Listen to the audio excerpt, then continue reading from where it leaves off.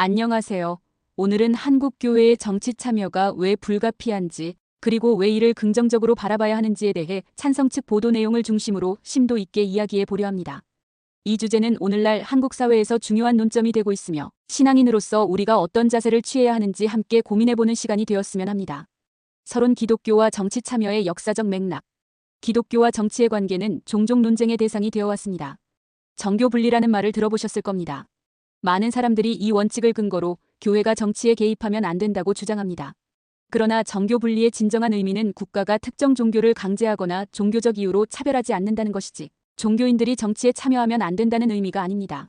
사실 정교 분리 원칙의 역사적 배경을 살펴보면 이는 국가로부터 종교의 자유를 보장받기 위한 것이었습니다. 중세 유럽에서 국가와 교회가 결합되었을 때 발생했던 여러 문제들을 해결하기 위해 제안된 원칙이었지, 종교인의 시민적 권리를 제한하기 위한 것이 아니었습니다. 실제로 역사를 살펴보면 기독교는 자유민주주의 발전에 중요한 역할을 해왔습니다. 특히 칼빈주의 전통은 현대 민주주의의 토대를 마련했다고 볼 수 있습니다. 종교개혁 이후 네덜란드, 영국, 미국 등에서 발전한 민주주의 체제는 상당 부분 기독교적 세계관에 영향을 받았습니다.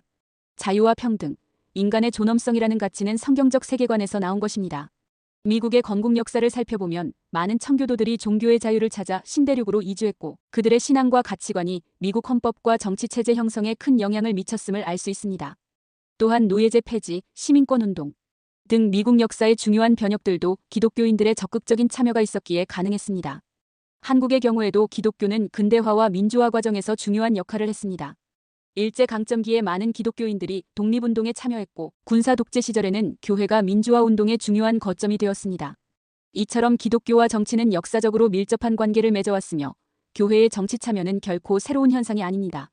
정치 참여의 신학적 근거. 기독교인의 정치 참여는 단순한 선택이 아닌 신앙적 의무라고 볼 수 있습니다. 그 이유는 무엇일까요? 이를 세 가지 관계적 측면에서 살펴보겠습니다. 첫째, 하나님과의 관계에서 비롯됩니다. 기독교인은 하나님과 직접 소통하며 이 관계는 주일 예배에만 국한되지 않고 모든 삶의 영역으로 확장됩니다. 신앙은 교회 건물 안에서만 실천하는 것이 아니라 가정, 직장, 사회 그리고 정치 영역에서도 실천되어야 합니다.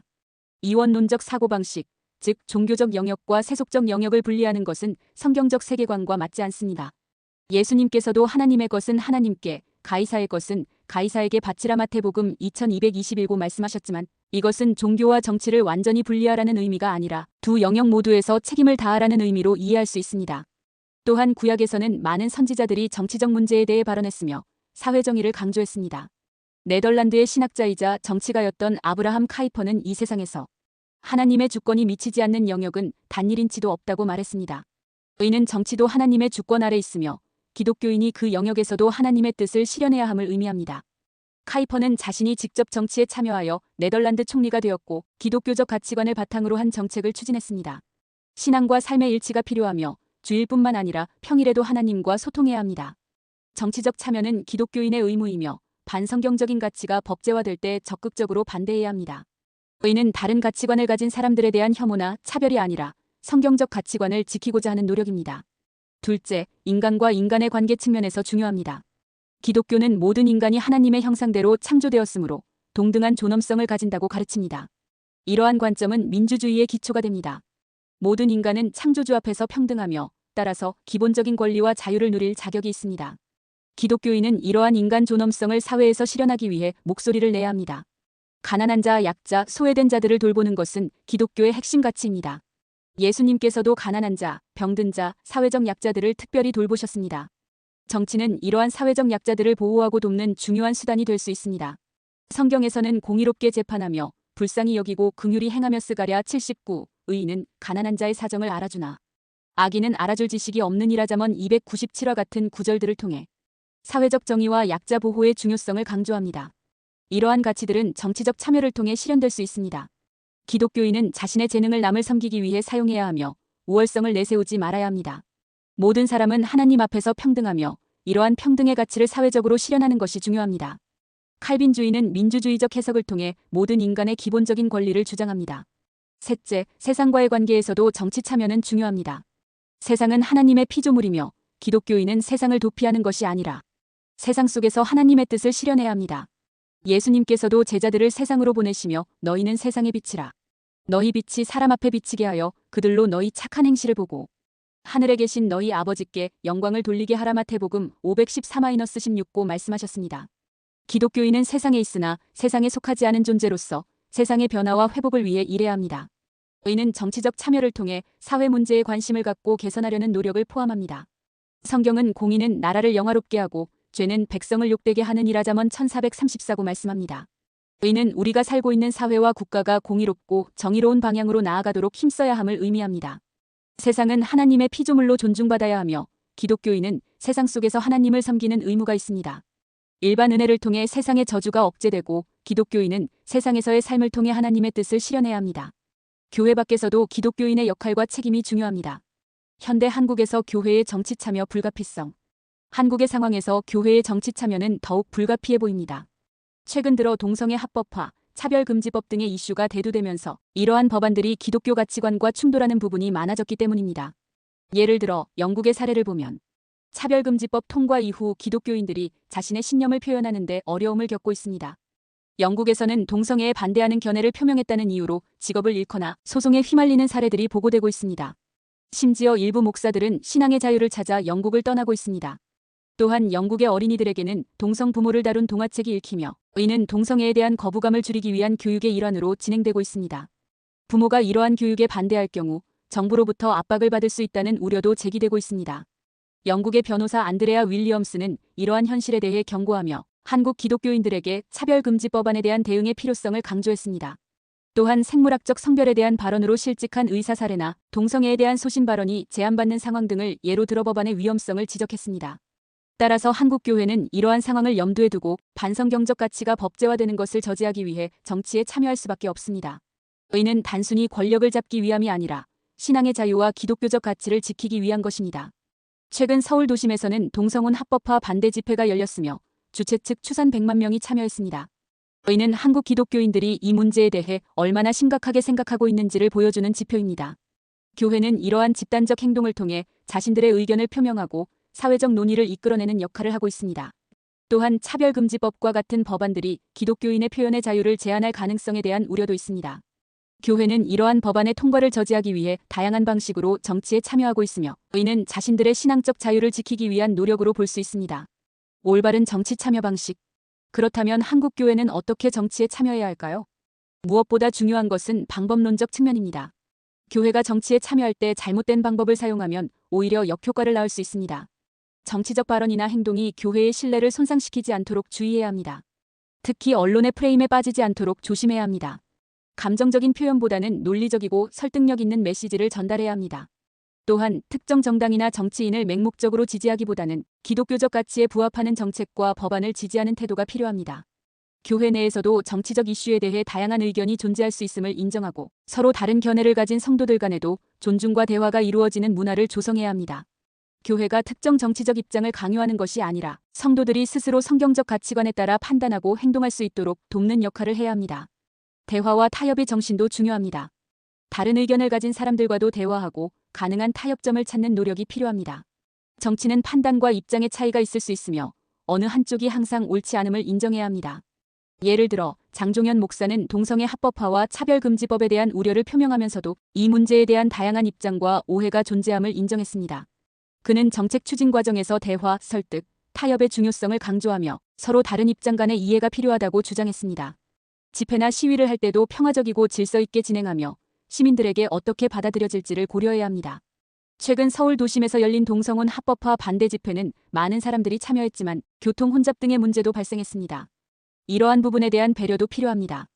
또한 정치적 참여가 교회의 본질적 사명인 복음 전파와 예배, 섬김을 소홀히 하는 결과로 이어지지 않도록 주의해야 합니다. 교회는 정치단체가 아니라 신앙 공동체이며 정치 참여는 그 신앙의 실천 중 하나일 뿐임을 기억해야 합니다. 정치 참여의 다양한 형태. 교회의 정치 참여는 반드시 거대한 집회나 시위만을 의미하지 않습니다. 다양한 형태의 참여가 가능합니다.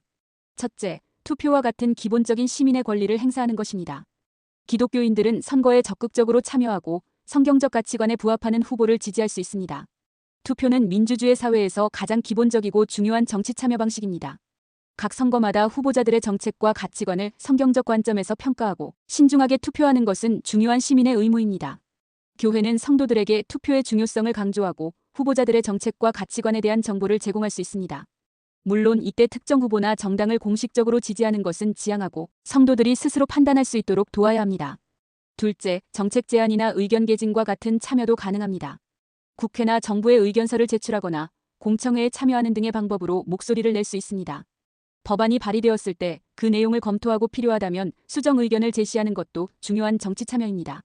최근 차별금지법 논의 과정에서 많은 기독교 단체들이 의견서를 제출하고 공청회에 참여하여 자신들의 입장을 표명했습니다. 이런 방식의 참여는 직접적이고 구체적인 영향력을 행사할 수 있는 중요한 방법입니다. 셋째, 시민단체나 NGO 활동을 통한 참여도 있습니다. 기독교 시민단체를 통해 사회 문제에 관심을 갖고 해결책을 모색하는 것도 중요한 정치 참여입니다. 이런 단체들은 특정 이슈에 대해 전문성을 갖추고 지속적으로 활동함으로써 사회적 변화를 이끌어낼 수 있습니다. 예를 들어 낙태반대 생명, 존중, 가정의 가치 수호 등을 위해 활동하는 다양한 기독교 시민단체들이 있습니다. 이들은 연구, 교육, 캠페인 등 다양한 방식으로 활동하며 사회적 담론 형성에 기여하고 있습니다. 넷째, 교육과 인식 개선을 통한 참여도 있습니다.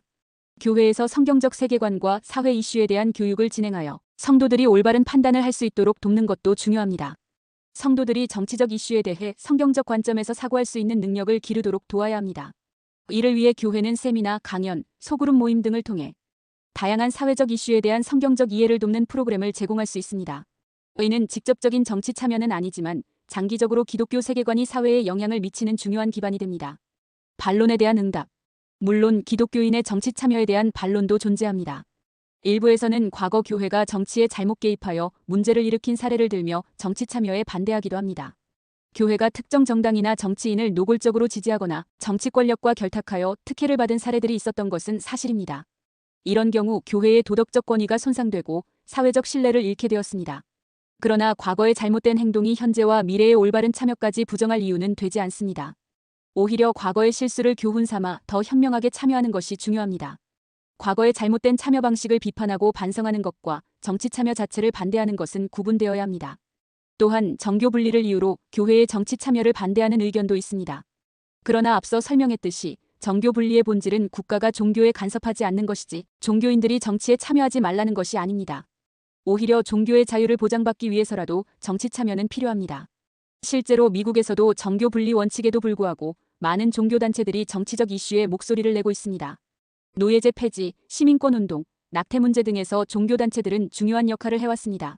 이는 정교 분리 원칙과 충돌하지 않습니다. 결론 책임 있는 참여로 나아가야.